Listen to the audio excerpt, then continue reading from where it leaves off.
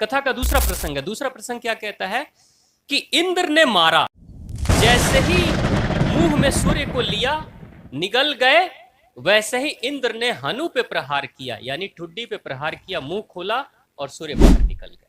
इसका मतलब क्या होता है?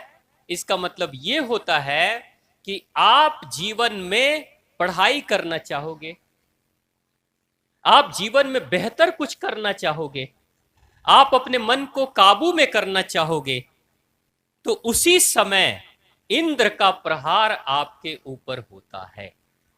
अब इंद्र का प्रहार कैसे होता है? कोई बच्चा है, जैसे ऋचा बाबू बैठी हुई पढ़ाई करती है, सोच के रात में सोई है 4 बजे उठ जाऊंगी, 3:30 बजे उठ जाऊंगी, ठीक 3:30 4 बजे मन कहेगा 5 मिनट और सो लो। 5 मिनट में क्या बिगड़ जाएगा?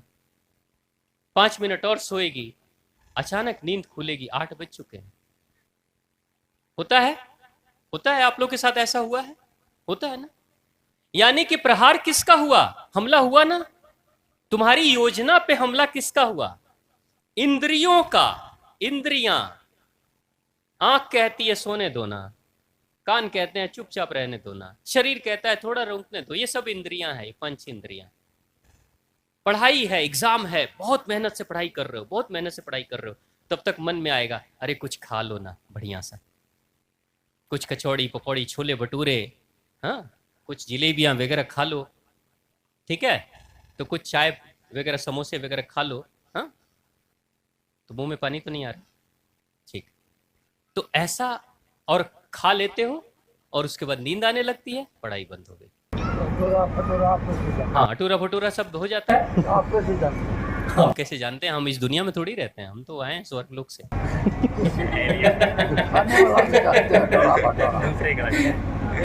हाँ, तो देखिए है क्या ये सब कि जब आप अच्छा काम करोगे उसी समय इंद्र का हमला होता है और इंद्र कहता है बंद करो।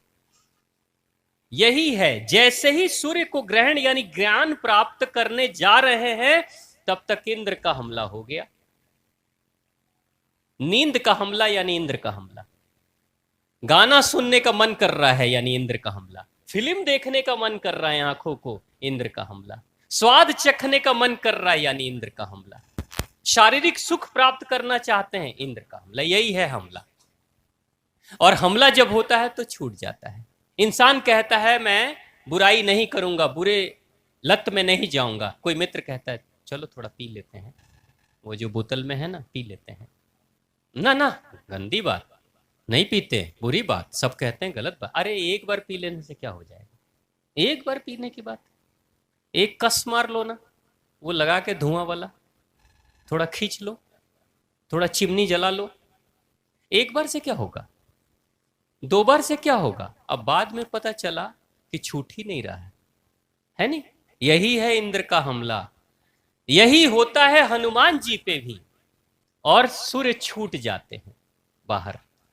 इंद्र ने हमला किया, लेकिन हनुमान कैसे छात्र हैं, अंजनेय कैसे छात्र हैं? वो कहते हैं कुछ भी हो जाए मैं तो सूर्य को ग्रहण करूंगा। वो मरने के लिए तैयार हैं लेकिन अपनी गतिविधि छोड़ने के लिए तैयार नहीं है।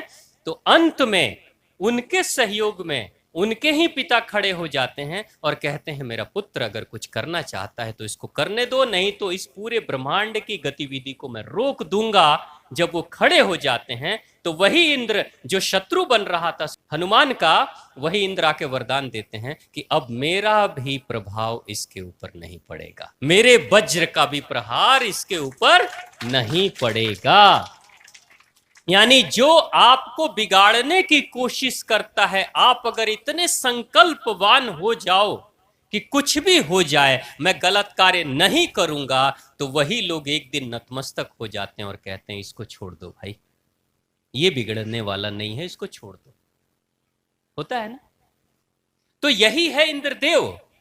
इंद्रदेव ने जब देखा कि ये संकल्पवान बच्चा है, पवन देव का सहयोग मिल रहा है, माता अंजनी सहयोग कर रही हैं, ब्रह्मा देव आते हैं और आशीर्वाद दे देते हैं, तो इंद्र भी कहते हैं कि बस मैं हार मान गया, अब मैं तुमको पराजित नहीं करूंगा, मारूंगा नहीं, तुम्हें रोकूंगा नहीं, तुमको जो करना है करो, मैं तुम्हें आशीर्वाद देता हूं। यानी बच्चे जो पढ़ाई करते हैं, अच्छा जीवन में अच्छा करने की कोशिश करते हैं, शुरू शुरू में उसके माता पिता, घर वाले, पड़ोसी, रिश्तेदार कहेंगे नहीं नहीं कुछ नहीं होगा, ये सब बंद करो।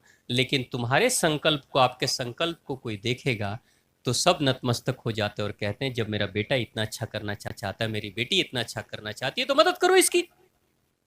तो जो कभी टांग खींच रहे थे वही आपको सहयोग भी करेंगे। तो प्रेम से बोलिए हनुमान जी महाराज की।